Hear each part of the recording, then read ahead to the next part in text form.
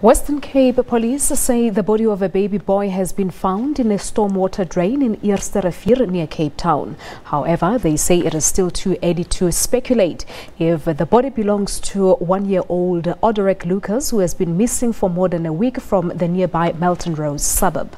Police spokesperson Andre Trott said a case of murder has been opened. The community here is still reeling in shock this after children playing in the area uncovered the body while looking for a ball they kicked into a drain. It's believed it was cut into pieces. Residents and community organizations say they are shocked by the gruesome murder. For reaction on the two stories, we are now joined from our studios in Pretoria by Duduzile Skhosana. Duduzile is the Child Protection Programs Manager from Save the Children SA. Good afternoon to you, Duduzile. Thank you so much for coming through. Let's just first talk about baby Daniel's case. Your reaction really to the 20-year sentence to the mother and life imprisonment to the stepfather. Thank you for inviting me.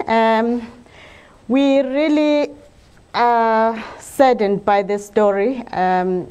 Unfortunately, the mother, who was very influential in the death of her own child, receives 20-year sentence, and the father receives a life sentence. If it was according to us, they would both receive life sentences. But as we know, also, this is one of the cases that are evidence that our child protection system is very weak.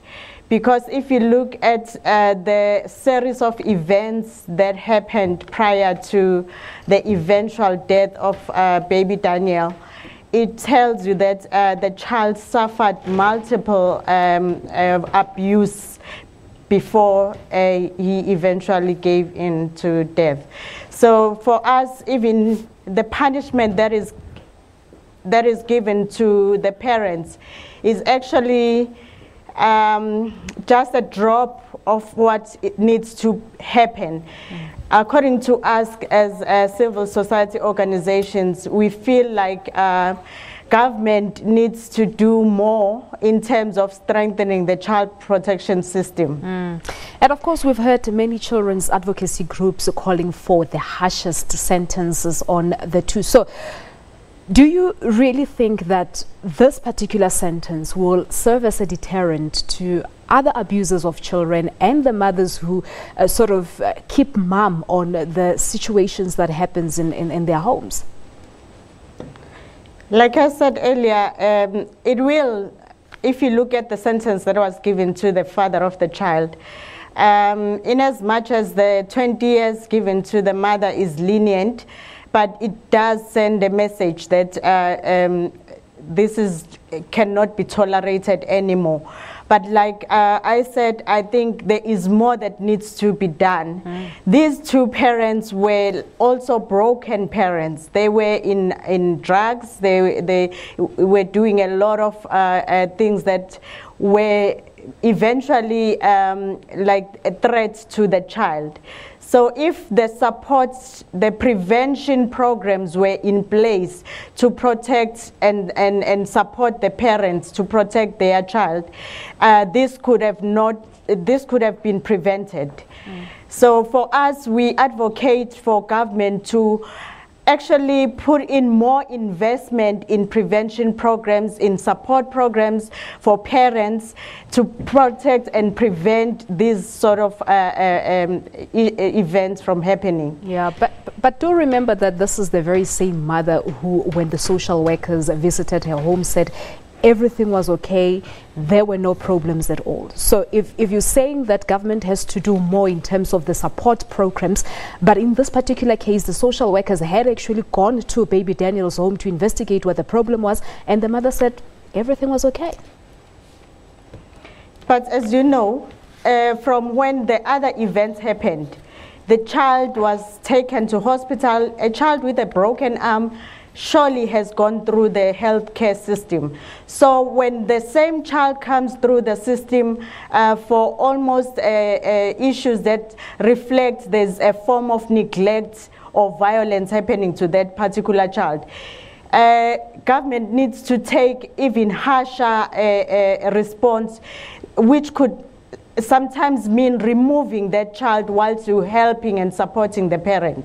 So what we are saying is that society has failed the child, the government system failed the child, even the parents themselves, they deserve even more sentencing than what the mother actually received. Yeah, I wanted to talk to you about the 3 other kids that this woman has, but we have to move to the incident that happened at Eerste Rivier in Cape Town quickly.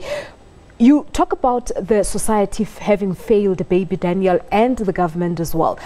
But what do you think needs to happen in terms of protecting children? As I said, looking particularly into this case this morning, a body of a 1-year-old child believed to be the missing boy there in Eerste Rivier was found cut into pieces. So what needs to happen? Whose responsibility is it to protect the children?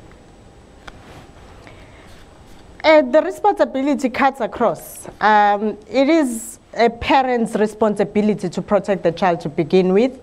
It is also government has an obligation, a constitutional and statutory obligation to protect children.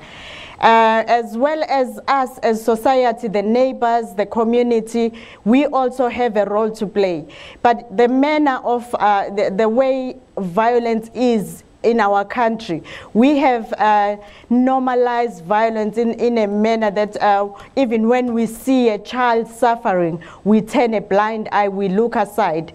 That could be because even when we do report these cases, there's a feeling that you report a case and nothing is done. Like as you are saying that social workers knew about the issue of baby Daniel, but it is sad to know that after several violence incidences, the child was still remaining with parents who are not really well. All right, we'll leave it at that for today. We appreciate your time. Duduzile Skhosana is a Child Protection Program Manager from Save the Children SA, joining us live from our studios in Pretoria.